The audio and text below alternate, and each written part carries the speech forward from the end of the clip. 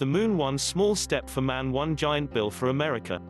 Going to the moon again is causing far more controversy today than it could have back in the 60s. Some Americans doubt we can afford it, and others are not sure they have seen the giant leap for mankind that the first moonshot promised. It depends on who you ask, but doesn't dare ask me.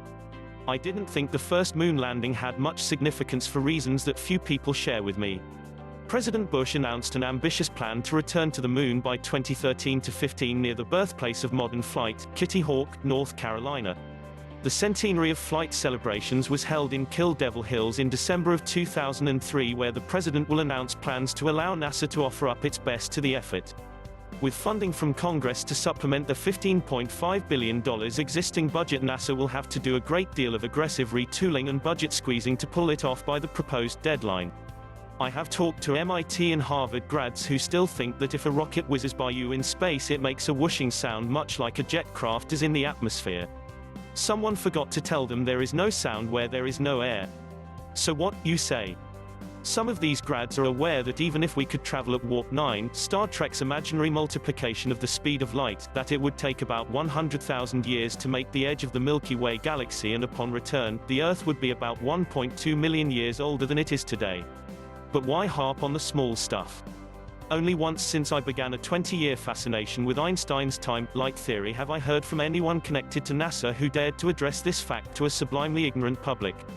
He was hushed up in the slow lane with indifference and a public that couldn't tell you how the world can make it through the next decade without imploding. With a list of almost infinite problems, how can we think of getting people out that far, much less plan for the return of our astronauts after 4,000 generations of time? I'm not anti-science. In fact, I think our world has only improved because of it. But science should be no less immune from a serious reality check than was the Church in the Dark Ages. I believe in the Bible, and I'm sure it gives us only a very short time to the second coming of Christ. But even at that, I would never put the Bible against science. I am satisfied that science is the book of how, and the Bible is the book of why. Being a Bible-believing Christian, the first also have another view about space travel. It is hard to believe that every Christian may not agree with me. Until the cost of getting to the moon is more affordable, if ever, I think the money could be spent more effectively right here on Earth, and we could be satisfied with singing the official state song of Vermont, which is Moonlight in Vermont. Almost every starving child in the world could be fed and clothed for a decade for the cost of sending up only one moonshot. My Bible, my conscience, my common sense, and every bone in my body says that would be a far better way to spend the $15 billion. I know there are those who will think this is a preposterous proposal, and perhaps it is.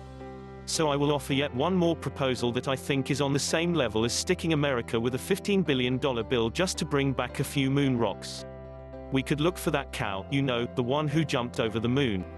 We could train his aim for a while so he could hit the darned moon next time. He could jump back with the rocks and dust for our scientists to look over, and we'd save a bundle of taxpayers' cash. Blue Moon, I saw you standing alone, without a dream in your heart. Watch out, we're back.